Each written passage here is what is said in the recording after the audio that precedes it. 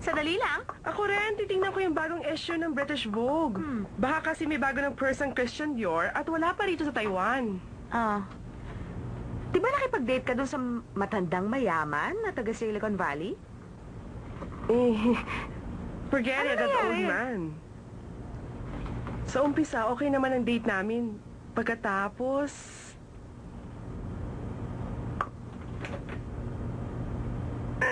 Talaga? Nakakadiri ka naman! Nakakadiri ako? Baka siya nakakadiri. Oo. Teka, basahin mo ang isang top. Men's secret spots. Ikaw nakakadiri. May nagbabasa ba ng ganyan? Sandali lang. Hindi ba ito si... Alin? Sunshine? Oo nga. Anong ginagawa niya dyan? Model siya sa magazine, hindi ako makapaniwala. Men's secret spots. Passionate nights. Nakakadiri naman ang babaeng yan. Ang Model kapal siya sa naman ang mukha ng ganitong babaeng ito. magazine. Yung pang-aakit na ginawa niya sa F4, sobra na yun. Tapos ngayon, nagmamodel siya sa isang malaswang magazine? Embarrassing para sa hinte. Tapos alam ng lahat na sister trio tayo? Kailangan mapakita natin to sa F4 para mandiri sila kay Sanchay.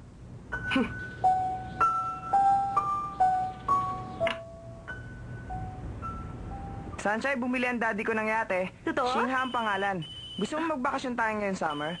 Tara. Hello? Shoshan? Bakit? Oo, alam ko ang lugar na yan. Diyan na lang natin pag-usapan. Sige, pupunta na ako ngayon. Sanchay, sino tumawag? Yung nagpasok sa akin sa bago kong trabaho, may sasabihin daw siya. Siguro importante. Sige, mauna ka na sa classroom, susunod na lang ako. Ano ba yun? Kaibigan daw sa trabaho?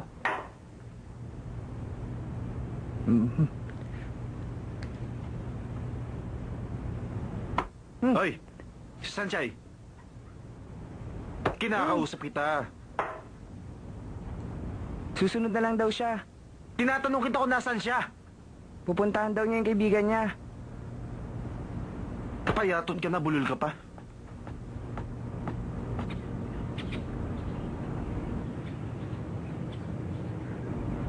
Shoshan! Napadaan ka. Ipapakita ko itong magazine. Magazine?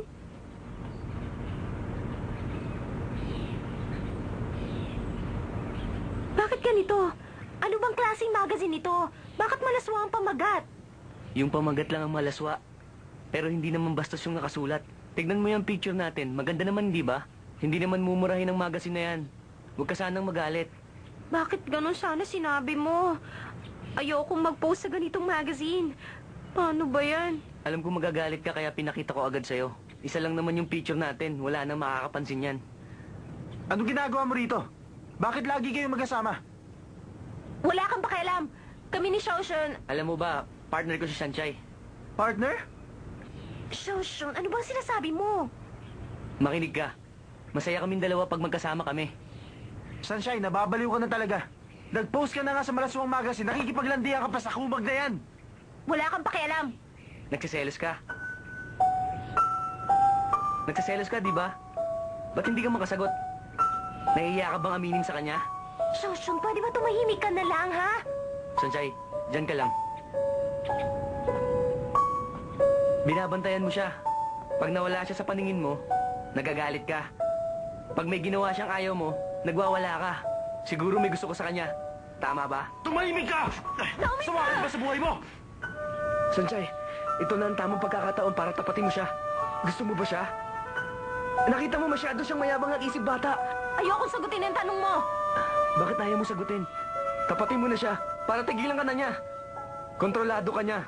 Sinisira niya ang buhay mo. Siya ang nagbibigay sa'yo ng maraming problema. Wala siyang kwenta. Tumahimik ka! Sanchay, awating mo! Ito mo! Mapasagin ko mukha mo! Sinabi na tama na daming sa...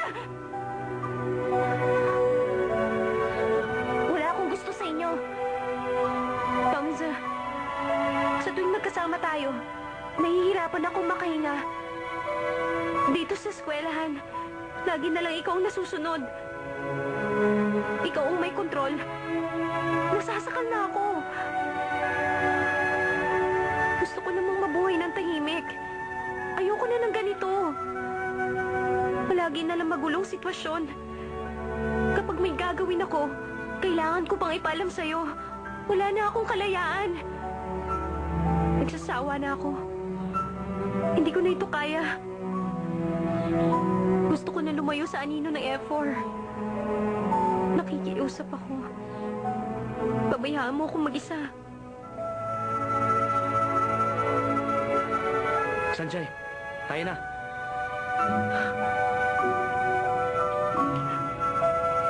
Gusto kita.